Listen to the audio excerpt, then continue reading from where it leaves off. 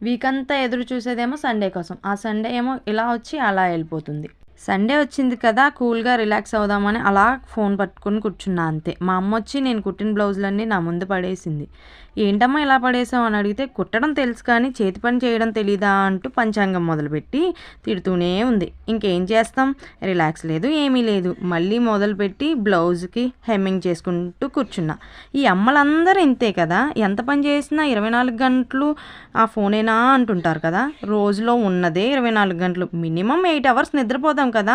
ఇంక 24 గంటలు ఫోన్ ఎక్కడ చూస్తున్నాం చెప్పండి మనం.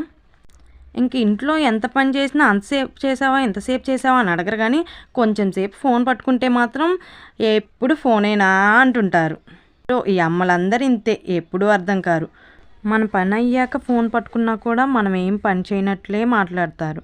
ఇంకా మా అమ్మ అయితే, "రేపు నీ అత్తారింట్లో కూడా ఏ పని చేయకుండా ఫోనే పట్టుకొని ఉండు" అంటూ ఉంటుంది. ఇదెక్కడ న్యాయం చెప్పండి? మీ అమ్మలు కూడా ఇంతేనా? మీ అమ్మలో ఇంతే అయితే కామెంట్ చేయండి. Thank you for watching. Subscribe చేసుకోండి. Bye bye.